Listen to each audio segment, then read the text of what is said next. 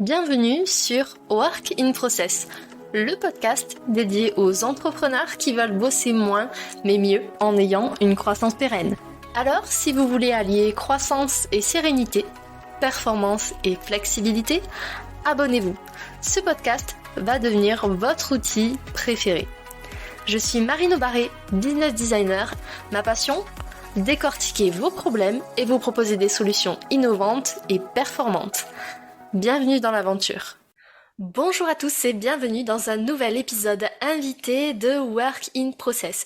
Aujourd'hui, sur le fauteuil des invités, j'ai le plaisir d'accueillir Flavie Prévost. Salut Flavie, comment vas-tu ? Salut Marine, ça va? Je suis très contente d'être là et à la fois très intimidée parce que work in process, tu verras, je suis pas quelqu'un de toujours très processé et du coup, j'espère être à la hauteur de la chaise de l'invité. Bah écoute, moi j'ai aucun doute là-dessus, je fais appel à toi parce que justement tu es l'experte dont j'avais besoin pour parler justement de Web3. On va voir ensemble comment on peut se créer un écosystème finalement de professionnels autour du Web3. Mais avant ça, je vais te présenter parce qu'il y a peut-être des personnes qui ne te connaissent pas, ça peut arriver. Donc toi, tu es une ex-dirigeante de grands groupes qui d'après ce que tu m'as dit, qui a mal tourné parce que t'as quitté la grosse boîte, les grosses responsabilités pour finalement être solopreneur, donc être à ton compte. T'es freelance, head of sales, donc responsable des ventes externalisées. À tes heures perdues, tu as le podcast Le Board, qui est une pépite, soit dit en passant, qui a, si je me trompe pas, 200 000 écoutes, 350 épisodes au compteur depuis son lancement, et qui propose plein d'outils digitaux, une communauté, bref, c'est vraiment une pépite. Et en plus, toi, t'es membre d'un collectif qui s'appelle Fleet, F-L-E-E-T, qui comprend plus de 700 freelances sur le Web3, donc des designers, des développeurs, des marketeurs, des avocats, etc. Bref, on ne t'arrête pas en fait. Ouais, je m'ennuie pas, mais non, mais merci pour la présentation et c'est vrai que ça a l'air un peu foisonnant comme vie, mais tout a un lien. Enfin, on va le voir en fait. Moi, je crois beaucoup dans le freelancing, le solopreneuriat comme un nouveau statut qui va être employé par de plus en plus de personnes, y compris des gens très classiques de l'entreprise comme moi, puisque j'avais une fonction super classique, directrice commerciale. On peut pas forcément penser à un truc comme ça qui s'externalise. Et on va voir qu'il y a beaucoup de croisements avec le Web3, une nouvelle ère technologique, philosophique qui nous permet de travailler différemment. Et tout ça, ça a du sens. Et c'est aussi ce que je documente dans le board parce que je crois vraiment qu'on peut être solopreneur et, si possible, épanoui dans ce nouveau statut. Je te rejoins totalement. Le soloprenariat va s'inscrire directement dans ce qu'on appelle le future of work, dans l'évolution que sont en train de voir déjà les entreprises. Et justement, on va rentrer dans le vif du sujet. Avant de parler de Web3, moi, j'ai une question pour toi. Est-ce que tu as une petite anecdote croustillante à nous raconter? Et alors, croustillante, c'est le mot. Non, mais en fait, je me marre parce que quand j'étais manager, j'avais déjà ce côté un peu fantasque, un peu fantaisiste, un peu créatif. Et du coup, je cherchais tout le temps des nouvelles idées, tu vois, pour remobiliser les troupes, faire les choses différemment. Ça comptait pour moi parce que je trouvais que c'était pénible de faire tout le temps les mêmes réunions, tout le temps les mêmes comités de direction. Et quand j'étais directrice des opérations régionales à la Poste, qui est quand même quelque chose d'assez traditionnel, j'animais tous les mois des grosses réunions avec tous les conseillers financiers et tout pour présenter les produits bancaires. Bon, jusque-là, ça n'a pas l'air d'être trop l'éclate. Et un mois, j'avais décidé de faire un thème Oscar ou César. Je crois que c'était la remise des Oscars à ce moment-là. Et donc, tapis rouge, tenue de soirée, des petites enveloppes pour présenter les lauréats. Et j'avais loué une machine à popcorn pour mettre l'ambiance un peu façon cinéma. Et en fait, la machine à popcorn a fait disjoncter, a fait péter les plombs du bureau de poste et tout ça, où c'était organisé. Du coup, il n'y a plus d'électricité. Enfin voilà, c'était un sacré bazar. Et, euh, et voilà, mais c'était néanmoins un super bon souvenir. Et au final, tout le monde a oublié les produits bancaires ou les offres promo, les machins, mais tout le monde se rappelle de la machine à popcorn. Voilà, pour la petite anecdote. C'est génial, finalement, tu as créé une nouvelle expérience autour des réunions, et ça, on pourra en reparler, je pense, éventuellement dans l'épisode. Du coup, la première question que je vais te parler sur cette thématique qui est de créer un écosystème de professionnels autour du Web3, c'est finalement, toi, tu as fait le pari d'avancer sur une innovation technologique. Du coup, pourquoi est-ce que tu as fait ce pari-là? Quels sont les critères qui t'ont aidé à bosser sur ce sujet? Alors, il faut savoir que je suis rentrée par le Web3, non pas par la spéculation, l'achat de crypto-monnaies, tout ça, qui est quand même souvent ce dont on a entendu parler. moi, ça m'énervait un petit peu, limite. Enfin, ça m'intéressait pas trop. Je trouvais un truc spéculatif. Je me suis dit, bon, à quoi bon? Non, je suis rentrée plutôt par la creator economy, comme j'écoutais des podcasts et que j'en créais. J'ai écouté des podcasts américains. Les Américains ont quand même 3-4 ans d'avance sur nous sur ces sujets. Et là, je me suis rendu compte qu'avec les NFT, il y a des créateurs de podcasts qui arrivaient à vivre, à fédérer leur communauté. Et là, je me suis dit, waouh, en fait, il y a un truc énorme derrière tout ça. Donc, ça vaudrait le coup de s'y intéresser.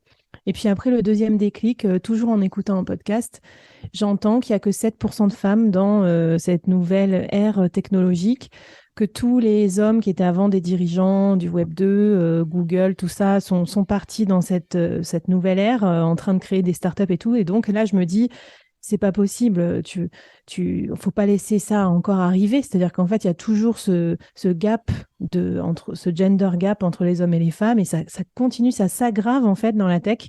Et du coup, ça a fini de me décider.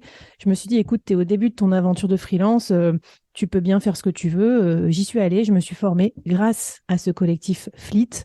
Et en fait, ça m'a énormément aidée. Et du coup, j'ai décidé de pivoter mon activité. Alors, ça n'a pas fait de moi une développeuse, parce que je suis restée dans ma fonction sales, et on en a besoin aussi. Mais par contre, j'ai changé de secteur et maintenant, je me dédie à vraiment ce secteur d'activité.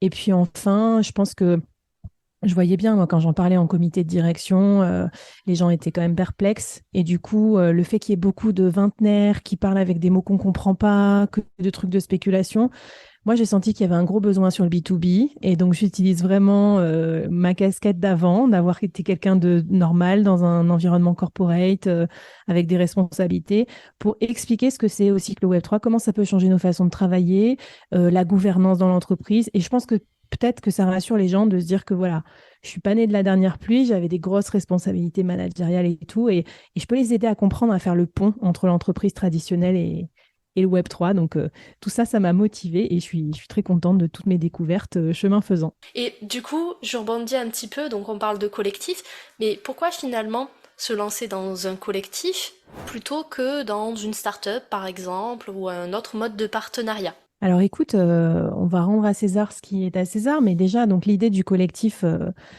c'est l'idée de Marie Robin, qui est la founder de ce collectif. Ce qui est drôle, c'est qu'on s'est rencontrés sur LinkedIn. Donc comme quoi, on dit oui, créer du contenu, tout ça, à quoi ça sert? Ben, en fait, ça sert à faire des rencontres dans la vraie vie. Elle a vu que j'avais mis Web3 sur mon profil. Elle a vu que je m'intéressais, elle est venue me parler en message privé. Et là, elle a commencé à me pitcher son projet. J'ai trouvé ça génial. Elle a dit, on va faire un peu un great place to work, mais pour les gens qui travaillent dans le Web3, un endroit où ils pourront apprendre, se soutenir, s'épauler, se former, trouver des missions dans le Web3. Donc, tu vois, c'est quand même quelque chose qui manque aussi quand tu es justement solo, parce que tu as besoin d'un collectif pour t'aider, des fameux collègues, des pairs, des mentors. Ouais. Donc ça, vraiment, ça m'a plu. Et au final, je pense que les collectifs sont aussi en plein essor. C'est le pendant de cette activité de freelance qui est en pleine croissance. Aujourd'hui, il y a 39% de la workforce aux États-Unis qui est freelance. Dans 10 ans, on estime que ça sera, enfin dans 10 ou 15 ans, 50%.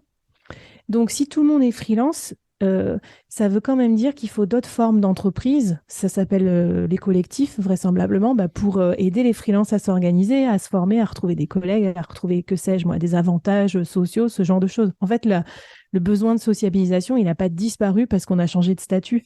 Il est toujours là. Donc, ça m'a plu. Et puis, en fait, quand j'ai quitté l'entreprise, j'avais aussi un projet de créer un peu une start-up, un espèce de collectif que j'avais abandonné parce que finalement, j'ai trouvé la vie de solopreneur plutôt cool et j'avais pas envie de repartir dans la course, tu vois, au scale, recruter, licencier, former. Enfin, voilà, moi, j'avais déjà managé beaucoup d'équipes avant. C'était bien, c'est une période de ma vie que j'ai adorée, mais c'est aussi beaucoup de pression. Tu passes 99% de ton temps à manager. Et là, dans le soloprenariat, il y a un côté plus créatif, plus artisan.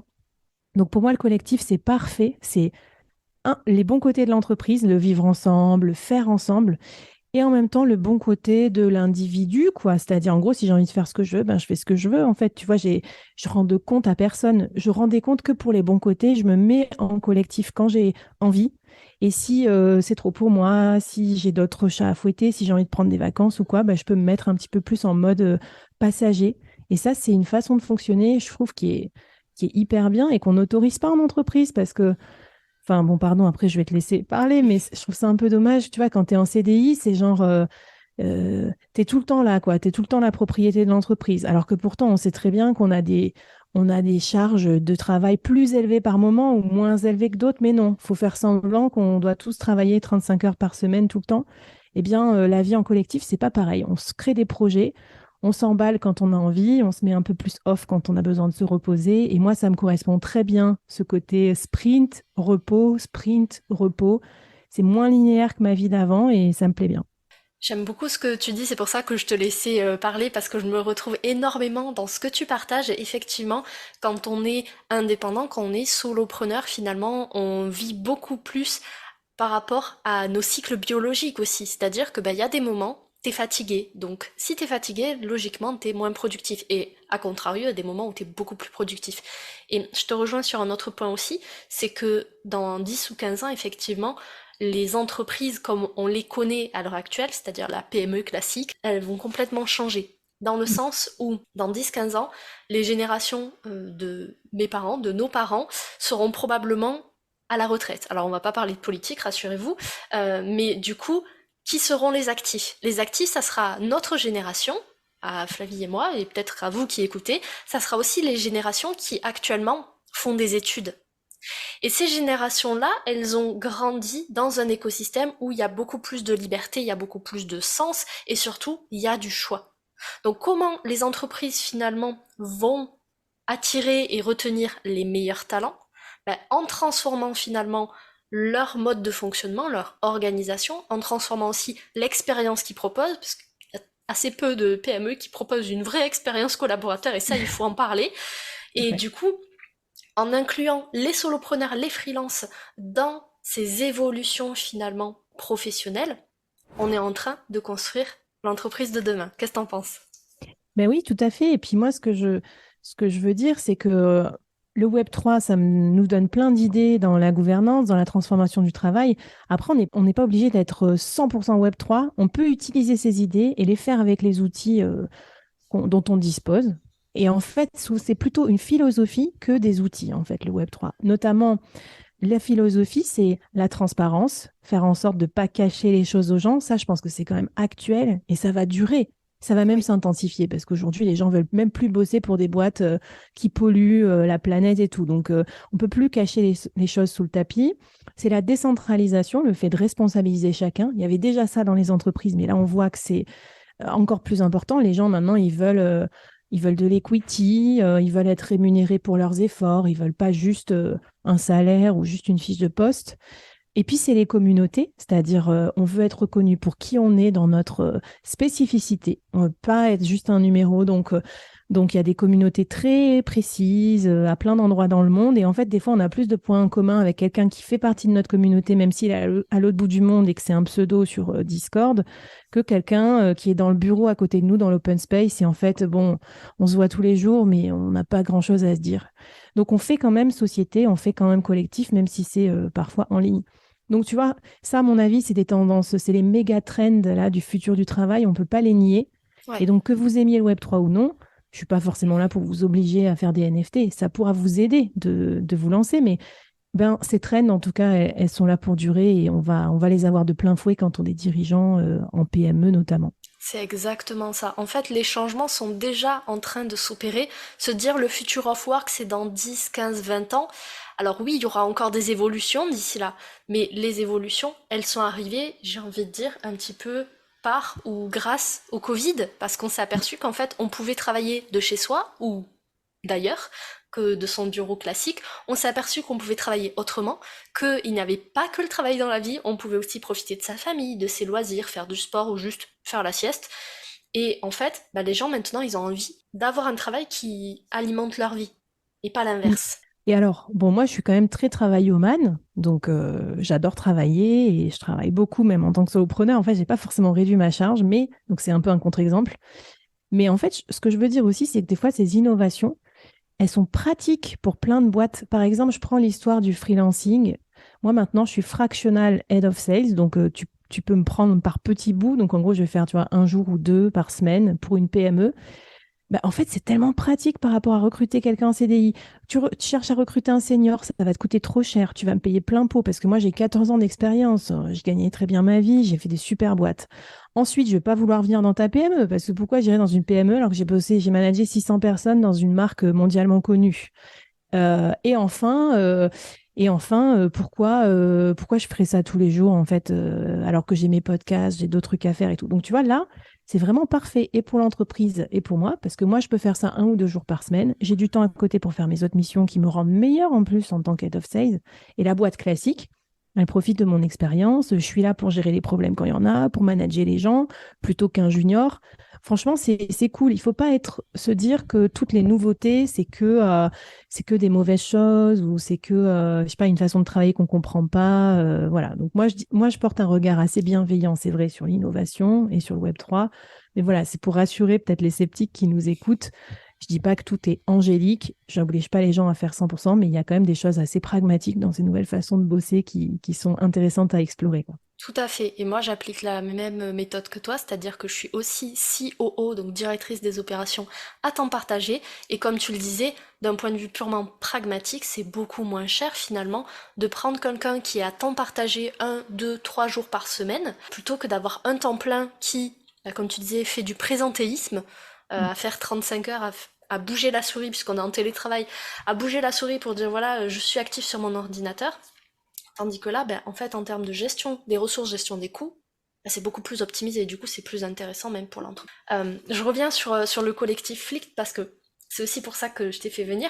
J'aimerais bien que tu nous parles un petit peu de comment ça se passe dans le quotidien au niveau de l'organisation de la gestion, puisqu'il y a 700 freelances, on le rappelle, ce qui fait beaucoup de monde. Comment ça se passe justement pour gérer ben, la communication, les missions, etc. Comment vous faites? Mm. Alors, bon, c'est jamais parfait, hein, ça c'est clair. C'est comme dans une entreprise, en fait. Déjà, on fait comme on peut. Parce qu'en fait, on est un collectif de freelance construit par des freelances. Donc, il faut savoir que personne n'est payé. Enfin, tu vois, on contribue chacun comme on peut. On est rémunéré pour nos contributions. Mais donc, déjà, il n'y a pas une équipe 100% dédiée. Il faut qu'on gagne notre vie à côté avec des choses facturables ou via les missions qu'on fait pour le collectif. Enfin, en gros, on fait ce qu'on prône, quoi. C'est-à-dire qu'on travaille de façon décentralisée. Alors ça, c'est super intéressant. On a, par exemple, des outils comme D-Work ou comme Crew 3. Je te mettrai les références. Ouais. D-Work, c'est une plateforme où tu mets les tâches à faire. Un peu comme dans un jeu vidéo, les gens ils vont avoir des quêtes à réaliser. Donc, par exemple, au lieu de recruter quelqu'un à temps plein pour faire tes social media managers, tu vas dire, bah tiens, là, j'ai 10 articles à écrire en anglais sur telle blockchain qui est dispo. Et en fait, les gens qui sont dispo, qui ont les compétences en question, parce qu'on les compartimente par compétences avec différents NFT qui certifient leurs compétences sur ce domaine, vont pouvoir se connecter sur cette bourse de projet et dire, bah tiens, moi je suis dispo, clac, je clique, je réalise la tâche, je claim, c'est-à-dire donc je dis, voilà, je l'ai fait, et en contrepartie, j'obtiens un reward, donc une récompense soit monétaire, soit des points, soit voilà. Donc, si tu veux, c'est une nouvelle façon de penser aussi. On ne pense pas au job en tant que tel, on pense à la tâche. Donc, nous, ça nous permet de fractionner le travail en petites tâches accessibles pour tout le monde, même des gens qui freelance et qui n'ont pas trop de temps pour s'investir dans le collectif. Tu vois, tout le monde peut s'investir, même des débutants. Donc ça, c'est une très, très chouette façon de travailler. On s'appuie beaucoup sur la communauté, bien sûr, c'est-à-dire que c'est les gens de la communauté qui vont pouvoir prendre à leur compte certaines tâches, comme par exemple réaliser des cafés d'accueil ou des entretiens de recrutement avec d'autres, avec des pairs. Donc, tu vois, on peut faire du peer-to-peer, comment ça s'appelle? De l'assessment entre pairs pour valider les compétences. Un développeur va valider les compétences d'un autre développeur. On gagne du temps, on n'a pas besoin d'un RH pour ça. Ouais. Après, on essaye aussi beaucoup de faire de l'asynchrone, parce que c'est ça qui est difficile quand on est sur tous les continents. Quand tu veux organiser une réunion, à quelle heure tu l'organises? S'il y a des Américains, des Asiatiques et des Européens, ben, c'est hyper galère de trouver un bon créneau. Donc, on essaye d'utiliser un maximum d'asynchronicité. Donc, c'est par exemple des messageries asynchrones comme nous, Discord. Mais bon, dans les entreprises, il peut y avoir Slack, c'est un peu le même équivalent. Et on essaye de gamifier aussi quand même pour que les gens participent à certains temps forts. Donc, par exemple, on utilise des métaverses pour se rencontrer. Alors, comme Gather Town, quand tu te rencontres dans le jeu, ton petit bonhomme rencontre un autre bonhomme, ça affiche vos deux visioconférences, du coup, on peut discuter. Donc, il y a un petit côté hasard qui est retrouvé, comme quand tu te croises à la machine à café. Donc, tu peux organiser des soirées. On a joué à des jeux en ligne ensemble. Voilà, on fait ce genre de choses et on va même jusqu'à, par exemple, récompenser les participants d'un temps fort en leur émettant un NFT collector, enfin une preuve qu'ils étaient là. Et ça fait un peu comme collectionner un peu des badges et c'est sympa, tu vois. Et ça permet aussi de construire pour les talents, ça leur permet de construire leur certification de compétences en ligne, on-chain, comme on dit, sur la blockchain. Et du coup, si j'étais présente, moi, Flavie, à un événement, à une formation sur telle ou telle blockchain, eh bien, j'aurai le certificat qui en atteste. Et comme c'est sur la blockchain, c'est intransférable, infalsifiable. Donc demain, si un recruteur veut me recruter, il n'a qu'à recruter mes NFT sur mon wallet. Et comme ça, bah, il voit mes vraies compétences. Et c'est quand même un peu plus sécure que si juste je vais sur LinkedIn et je rajoute n'importe quoi dans mon titre, même si j'ai jamais fait la mission en question. Donc voilà, tu vois, on se repose quand même beaucoup sur les technologies, mais il y a quand même beaucoup d'humains.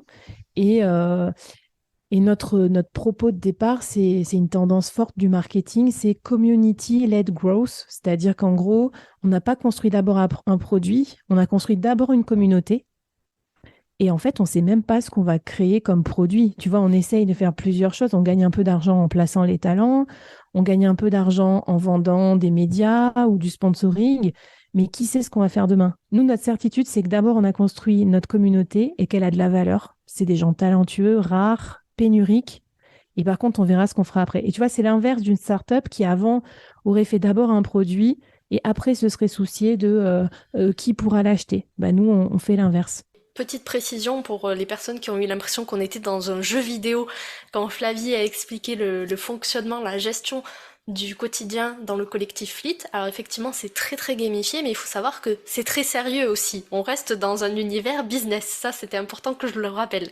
Oui, oui, non, mais c'est sûr. En fait, on peut faire plein de choses sérieusement sans se prendre au sérieux. Moi, Oui. je faisais ça dans mes métiers d'avant, rapport au popcorn.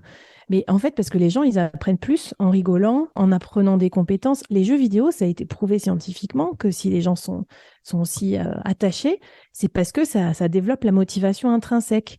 Et en fait, la motivation intrinsèque, quand tu es manager, tu sais bien ça, pour la développer, c'est-à-dire que les gens se motivent eux-mêmes, il faut apprendre de nouvelles compétences. Bah, nous, c'est ce qu'on promet, par exemple, en proposant des quêtes pour que les gens participent à tel ou tel atelier. Il faut avoir un esprit d'appartenance à un groupe. Donc, bah, nous, on est un groupe, on a une carte de membre. Tu peux l'avoir que si tu t'investis. Donc, tu vois, ça oblige les gens à s'investir pour profiter. Et puis, le troisième truc, c'est que, il faut être autonome. Parce que quand on est autonome, on est motivé. Et du coup, bah, pareil, au lieu d'attendre un hypothétique chef ou un hypothétique réunion pour te dire quoi faire, tu te connectes sur le machin, là, le tableau de bord, tu regardes s'il y a des trucs à faire et tu es autonome en fait. Donc tu vois, on redonne le pouvoir aussi aux collaborateurs et ça, je pense que les gens, ils en ont besoin. Ils n'aiment pas trop la bureaucratie en fait. Donc voilà. Après, c'est pas parfait parce que oui, faut, bah, comme dans toutes les boîtes, faut réfléchir à sa culture d'entreprise. Faut suivre tout ça, c'est beaucoup de travail. La communauté, c'est beaucoup de travail. Je pense qu'il faut le redire, hein. Animer un serveur Discord, faire des ateliers, répondre aux gens, les aider, c'est beaucoup de travail, entre guillemets, gratuit, mais qui, je pense, à terme, permet de souder un collectif. Tout à fait. Finalement, c'est un moyen d'être l'aventurier de sa propre histoire professionnelle. Et tu vois, on parle de nouveaux métiers. Dans ces domaines-là, ben, un des métiers qui émerge, c'est Chief Freelance Officer, parce qu'en fait, demain, notamment les grandes entreprises qui ont besoin de beaucoup de masse salariale, si 50% de la masse de travail est freelance, faudra savoir comment recruter, fidéliser et tout ça, tous ces freelances, parce qu'ils composeront à moitié les ressources de l'entreprise. Et donc, ben, quelqu'un comme Marie, c'est quelqu'un qui a bien compris ça, et donc c'est ce qu'elle a créé avec Fleet. Et donc, en gros, c'est une sorte de DRH, mais pour les freelances. Et en fait, c'est essentiel parce que si tu mets 3 mois à recruter un freelance, si ça met 3 jours pour lui faire la passation, s'il n'a pas les accès, enfin, en fait, il y a plein d'endroits vulnérables dans la collaboration entre entreprises et freelance qu'on pourrait corriger facilement en s'y intéressant et avec des métiers comme ça. Tout à fait. Moi, je répète souvent que l'expérience utilisateur ne concerne pas seulement que vos clients. Il y a les collaborateurs, ça on en parle de plus en plus, mais les grands oubliés aussi de l'histoire, c'est les prestataires, les fournisseurs. Mm. Il y a très très peu de boîtes qui créent une vraie expérience prestataire ou fournisseur. Parce que pour eux, les prestataires fournisseurs sont jetables. Je mets des guillemets, vous ne le voyez pas, mais ils sont jetables.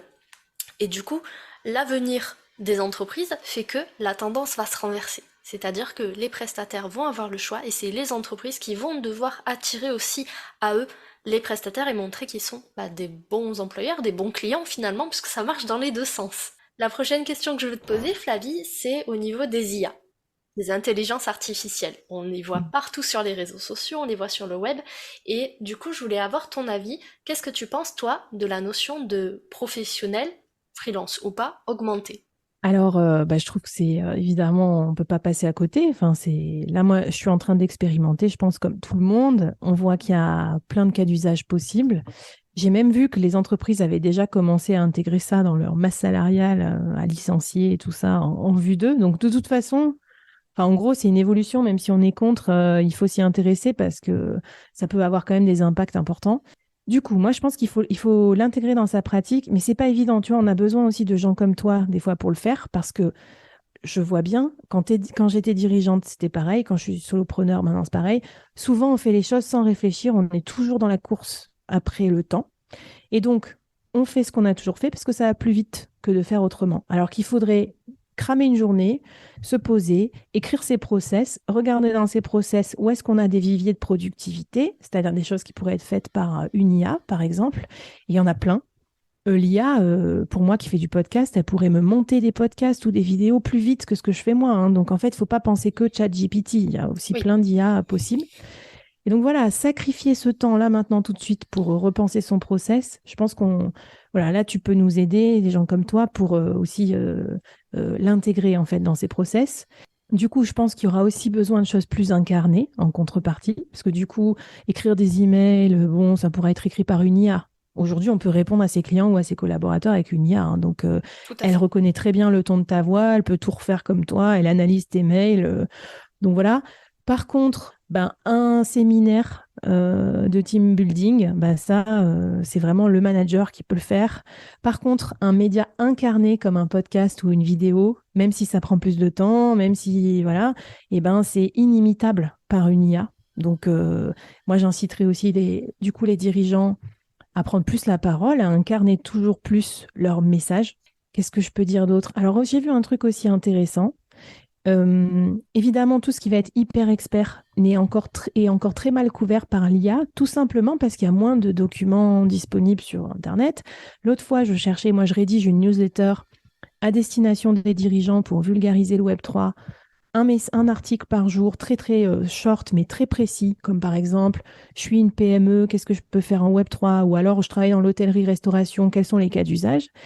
Eh bien là, Marine, j'ai pas trouvé grand-chose parce que tout le monde s'en fout du B2B en Web3, personne n'a parlé de ça. Donc là, j'ai dû vraiment, c'est hyper expert, hyper segmenté. C'est moi qui écris ces articles-là. Et donc, continuer à écrire des choses très, très, très précises et très niches sur votre domaine d'activité, ça, on ne pourra pas vous le prendre. Et enfin, quatrième tendance assez fraîche que j'ai vue, qui était intéressante, tout ce qui va être... alors, la presse nous avait montré avec les paywalls, donc l'accès à des contenus payants. Parce que j'ai l'impression que les gens vont de plus en plus aussi mettre sous clé leurs contenus les plus précieux, avec le plus de valeur, leurs rapports, les choses dont je te parlais tout à l'heure, les newsletters payantes, des médias payants, Ouais. et que du coup, tu auras accès gratuitement à plein de choses générées par des IA, bon, un peu remâchées, quoi, sur Internet. Par contre, tout ce qui sera hyper précieux, faudra payer pour y accéder. Et donc, moi, je vois dans, par exemple, l'usage des NFT, la possibilité de faire acheter un NFT qui va ensuite débloquer tout un tas de contenus hyper précieux. Et ce sera bloqué aussi parce que pourquoi, moi, en tant que professionnel, je devrais écrire des trucs hyper précieux sur le Web3 et ensuite l'IA va prendre dans tous mes textes et va réécrire des textes pour un autre avec mon travail d'auteur, de journaliste, d'expert, de scientifique. Donc, tu vois, je pense qu'il va se passer pas mal de réflexions sur ça. Donc voilà, je ne sais pas si ça répond à ta question. Je me suis un peu emballée sur le sujet IA. Alors ça répond à ma question et je trouve que c'est hyper intéressant le dernier point que tu as soulevé parce qu'effectivement, avec ChatGPT notamment, mais il y a plein d'autres IA, à partir du moment où vous savez rédiger des prompts, c'est-à-dire des consignes à donner à l'intelligence artificielle, vous pouvez, on va dire, obtenir quasiment ce que vous voulez. C'est-à-dire que par exemple, vous avez vu un bouquin sur une librairie en ligne, vous voulez pas forcément l'acheter, mais vous voulez les points clés pour rédiger un post LinkedIn par exemple, vous pouvez demander à une intelligence artificielle de vous faire ressortir un résumé de ce livre parce que ces résumés sont accessibles sur la planète Internet. Du coup, avec l'alternative que toi t'as proposée, c'est on protège finalement nos biens les plus précieux, c'est-à-dire nos connaissances, qui ne seront finalement pas si facilement duplicables que ça. Ce qui fait que finalement, on fera toujours appel à nous. Voilà, donc bah, il y a ça. Et puis, on parlait beaucoup des soft skills en entreprise depuis longtemps, bah, plus que jamais. Alors, évidemment, les soft skills, adaptabilité, apprentissage, bah, sont encore plus nécessaires dans ce contexte. On doit re-skiller, upskiller, reskiller nos collaborateurs. Mais aussi, c'est montrer aussi que toutes ces soft skills-là, elles ne sont pas transférables à l'intelligence artificielle. Le leadership, la capacité à manager des équipes, à conduire le changement, tout ça, c'est dur. Et Ouais. bien ça, c'est pas une IA. ChatGPT va pas te faire ton plan de conduite du changement. Enfin, après, il va falloir aller sur le terrain, le dire aux gens. Donc c'est pour ça que je dis, je pense que l'incarné a encore de beaux jours devant lui. Et même quand on manage un collectif à distance, on s'en rend bien compte avec le Web3 qu'on incarne aussi énormément. Les gens, ils regardent quand on fait des lives, quand on fait un podcast. Ils ont besoin en fait d'être rassurés aussi par ce côté humain, par ce leadership d'une certaine manière. Sinon, ils nous suivraient pas en fait. S'ils adhéraient pas à ce message-là qui était incarné par nous, je pense que ça serait pas aussi puissant que ce que ça peut l'être aujourd'hui. Et un petit pronostic comme ça à la louche, d'après ta boule de cristal, par rapport à l'évolution des collectifs dans les prochains mois, années, quel est le ratio que tu penses qu'il y aura entre les solopreneurs, les freelances classiques et les professionnels augmentés, à ton avis? Ah là là, c'est pas évident. Alors déjà, j'ai vu des stats sur les collectifs comme quoi ça va être en plein boom. Je me rappelle évidemment plus des chiffres, mais genre c'est croissance à 2 chiffres ou à 3 chiffres, et que la France n'est pas encore la mieux lotie. En Allemagne, il y a plus de freelance et il y a plus de collectifs. Donc tu vois, on a encore une marge de progrès. Et après, ben, toujours pareil, il y a d'un côté la gig économie, les gens qui subissent un peu, et puis de l'autre, les gens qui s'augmentent, tu vois, qui surfent un peu sur la vague, sur le haut de la vague. Donc, je dis pas, enfin, voilà, moi ce que je dis, c'est qu'il faut s'en soucier pour justement faire partie plutôt des gens qui prennent les devants, qui profitent, qui vont se positionner sur les futurs métiers, qui vont être intéressants en freelance, qui vont intégrer l'IA dans leur truc, parce que sinon, ils vont se retrouver dans le bas de la vague là où il y a des petits métiers, des petits TJM, des gens qui vont se faire bouffer par l'intelligence artificielle parce qu'en gros, bah, une machine ira 10 fois plus vite qu'eux, enfin, que dis-je, 1 million de fois plus vite qu'eux pour faire les trucs. Donc voilà, moi, c'est plus ça que je crains, c'est cette dichotomie entre les gens bien éclairés et les autres. Je pense qu'elle va être encore accélérée par la technologie. Et c'est pour ça que je suis contente, tu vois, qu'on parle de Web3, qu'on parle de tout ça, parce que c'est pas du tout dur de s'y mettre. Tout le monde a commencé avec zéro connaissance. Donc, allez-y, les filles, allez-y. Ouvrez un wallet, collectez un NFT, les mecs aussi, enfin, n'ayez pas peur, quoi. Prenez les devants. Ça fera pas de vous des gens hyper technologiques toute la journée, mais au moins vous saurez de quoi on parle et déjà vous aurez un peu d'avance par rapport au reste des populations pour pas vous faire un peu malmener, tu vois, dans les ressacs comme ça des trucs de la technologie, dans l'électronisme, dans plein de barrières en fait qui fait qu'après du coup ça devient beaucoup plus dur de s'y mettre. Ouais, en gros, c'est cultiver votre curiosité naturelle, ou développer-la si vous en avez peut-être pas beaucoup à l'heure actuelle, et commencer à minima à mettre un pied sur tous les termes que vous allez voir de plus en plus popper sur le web, donc NFT, blockchain, Web3. Pour ça, moi, je vous invite vraiment à aller voir du côté de chez Flavie, parce qu'elle explique énormément ces concepts-là, elle les explique très très bien, pas que cela d'ailleurs. Et je pense que vraiment, ça peut être un atout de taille, comme tu le disais, pour pas se faire noyer dans la masse, voire écraser par la masse. Bah écoute, merci beaucoup pour ton soutien. Et c'est vrai, moi j'aime bien vulgariser en des mots simples pour les dirigeants, les entrepreneurs. Donc venez me voir sur LinkedIn. Je pense que c'est surtout là que ça se passe. Et puis on peut discuter, je répondrai avec vos questions avec plaisir aussi. Génial. Bah, du coup, on pourra te retrouver sur LinkedIn, sur ton podcast. Les liens seront disponibles dans la description de l'épisode pour que vous les retrouviez en un seul clic. En tout cas, merci beaucoup, Flavie, pour tout ce que tu as partagé. Je pense que on aura éclairé des lanternes et peut-être qu'on aura aiguisé aussi de la curiosité chez certains auditeurs, chez certaines auditrices. Merci pour votre écoute et à la semaine prochaine pour un nouvel épisode invité. Bye! Bye, merci. Voilà, cet épisode est maintenant terminé. Merci pour votre écoute. Je vous souhaite à tous une belle journée, soirée et à très bientôt dans le podcast. Bye! Cet épisode t'a plu? Tu peux le partager en me taguant ou lui laisser 5 étoiles sur Apple Podcast. Encore merci pour ton écoute, à très vite!